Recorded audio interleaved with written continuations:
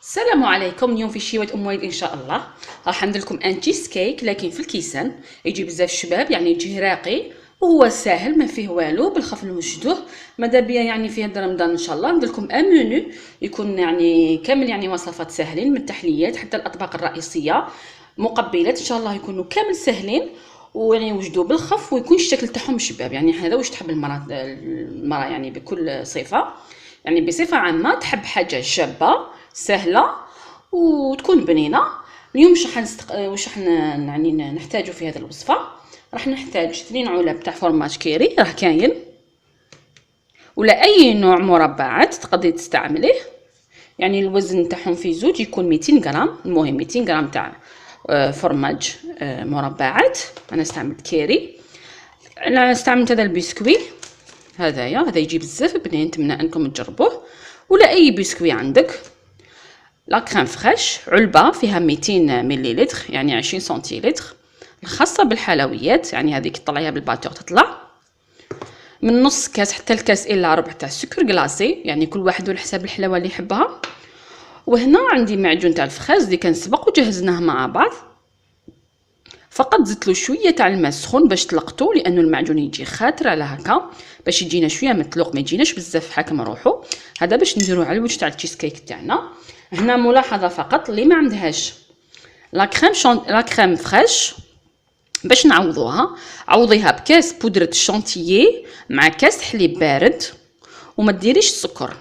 يعني في حالتي الا درتي بودره الشانتيي مع كاس حليب وطلعيهم هنا يعني نحو السكر، وإلا درنا لا كريم فريش نديرو كاس الا ربع تاع السكر غلاس. يعني هذه كتعويض اللي ما عندوش لا كريم فريش. احيانا كي نحط يعني وصفات لا كريم فريش يعني يطلبوا مني يعني بديل لا كريم فريش، راني عطيت لكم البديل تاعها. هنا راني درت الفرماج تاعي، على فكره فقط الفرماج كوني جبدته من قبل، يعني يكون طري ماشي من فريجيدير. ندير له مغرف صغيره تاع لافاني، كنت نسيت ما ذكرتها لكمش، مغرف صغيره تاع لافاني، وندير معاهم السكر غلاس ونضربهم مليح حتى نحصلوا على كريمه.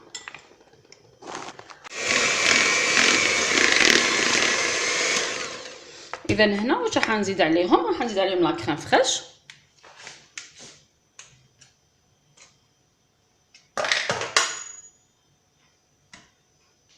نزيد عليهم لا كريم فريش اللي هي 200 مليلتر 20 سنتيلتر تاع الحلويات.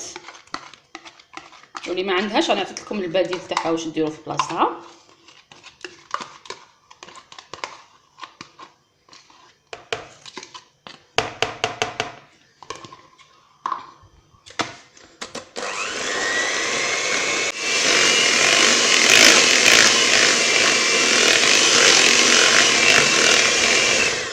اذا ها هي الكريمه تاعنا واجده، انا كملناها كما قلت لكم، تحليه سريعه وسهله.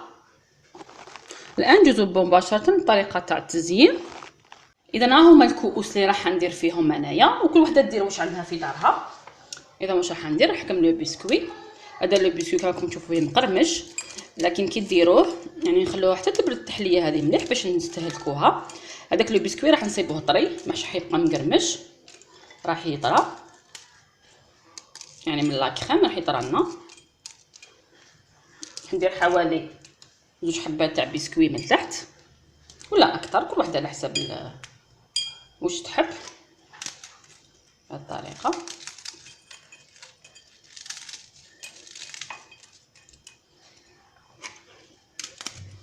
بهذه الطريقه عمليه سهله وبسيطه. راح نزيد انا حبه في كل كاس باش يبان لنا هذاك الطبقه تاع لو بسكوي من تحت، ما يجيناش فارغ الكاس تاعنا. نكمل من هنايا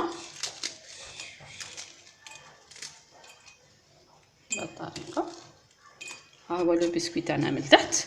الان واش راح ندير، نحكم لا كريم تاعنا ونعمر في الكيسان، ولا من الاحسن تقدروا تستعملوا اون بوش ادوي. انا اليوم ما حبيتش نصعبها، حبيت نسهلها عليكم. وماذا بكم متوسخوش الكيسان كيما انايا لصقتهم، يعني نخدموه غير بشويه بهذه الطريقه.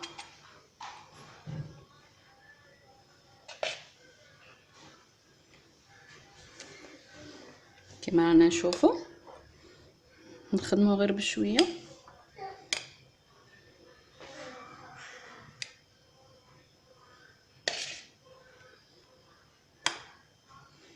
رانا نشوفوا نسقموا السطح تاعها مليح. والتزيين راح يكون بالمعجون تاع الفخاز اللي كنت انا فتحته شويه بشويه تاع الماء سخون. وهنا اللي ما عندهاش تقدر دير اي حاجه، يعني دير شوكولا ولا اي معجون عندك واجد في الدار تشبحي به لو تشيز كيك تاعك.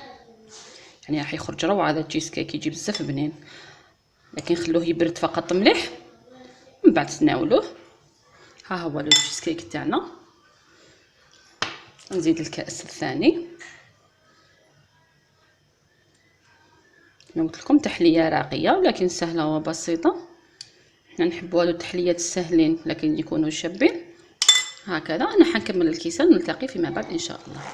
اذا ها هو لو تشيز كيك تاعنا واجد تاع الكيسان كما رانا نشوفوا عن قرب. ها هو يعني هاو الفخاز تاعنا من فوق، الكريمه والبسكوي من تحت. هاد الوصفه يعني من الاحسن انها تبرد مليح باش نستهلكوها، يكون البسكوي تاعنا ولا طري والكريمه تاعنا تبرد باش يجي شباب هذا لو ديسير. نتمنى انهم عجبتكم الوصفه تاع اليوم. ولا عجبتكم الوصفه تاع اليوم عليكم غير ديروا لي جيم لا فيديو، تشتركوا في القناه حتى يصلكم الجديد. والى الملتقى ان شاء الله، والى اللقاء.